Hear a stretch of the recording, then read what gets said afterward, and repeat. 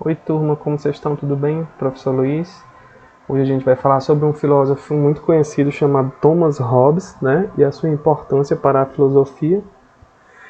E antes de começar, nossas dicas de estudo. Procurar um lugar calmo e bem arejado, silencioso, fones de ouvido. Manter perto de você o seu material, caneta, lápis, borracha, livros e vamos para a aula. Hoje, Thomas Hobbes, 1588 a 1679, foi um filósofo e teórico político, autor de obras que abrangem conceitos de política e psicologia, física e matemática. Escreveu Leviatã em 1651, um tratado político que lhe valeu algumas perseguições e muitos discípulos. Hobbes nasceu em Westport, na Inglaterra, filho de um vigário inculto. Foi educado por um tio, estudou os clássicos e com 14 anos traduziu Medéia, escrita por Eurípides, para versos latinos. Com 15 anos foi para a Universidade de Oxford, onde aprendeu lógica e filosofia, principalmente a do grego Aristóteles, Entre 1608 e 1610 foi tutor de Lord Heinrich, futuro conde de Desmondshire, com quem viajou pela Itália e se fixou na França. Nessa época começou a estudar as obras de Galileu e Kepler e também de Euclides.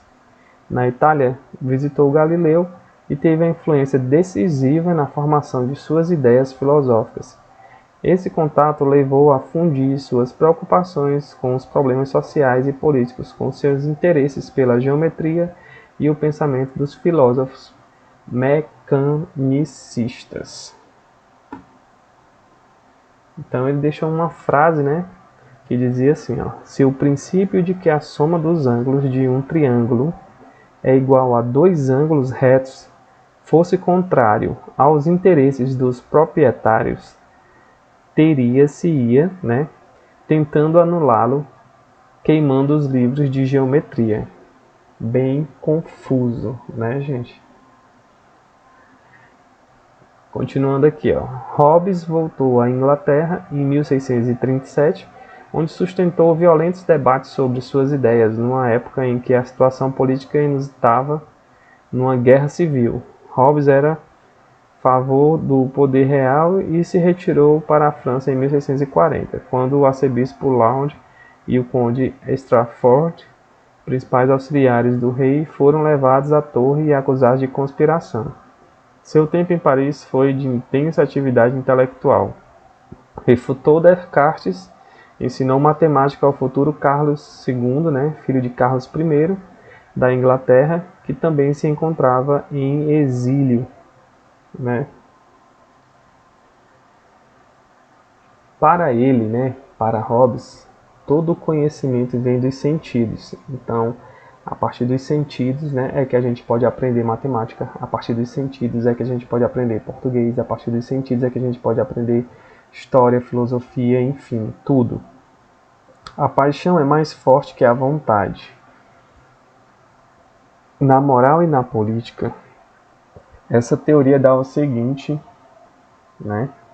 Os súditos do Estado são extremamente individualistas e só se reúnem em comunidade porque esse é o melhor meio de sobreviver. Essa semi-guerra é analisada no Leviatã. No livro de Jó, na Bíblia, é o monstro que governa o caos primitivo. Lá o Leviatã está exemplificado.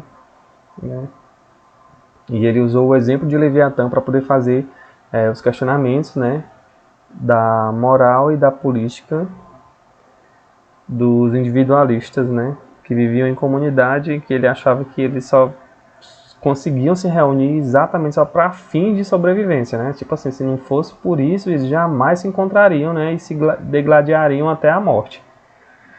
Então o Leviatã está encontrado lá no livro de Jó, na Bíblia, e é um monstro que governa o caos primitivo, Na Bíblia lá ele fala que o Leviatã foi o primeiro monstro, e que ele habita os oceanos. Para Hobbes, o Estado é o grande Leviatã.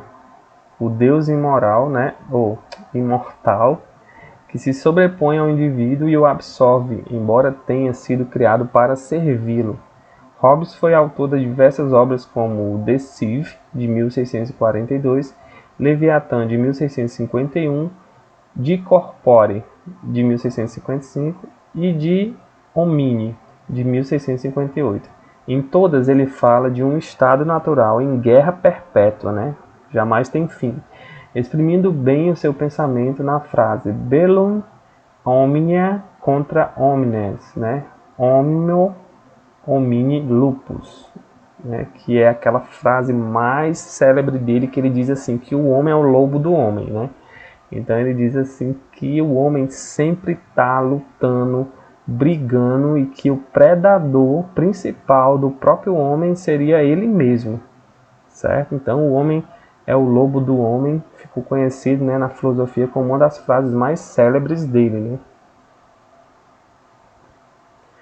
E por fim eu deixo a atividade para vocês, né, que eu quero que vocês expliquem em 20 linhas as ideias políticas de Thomas Hobbes, né?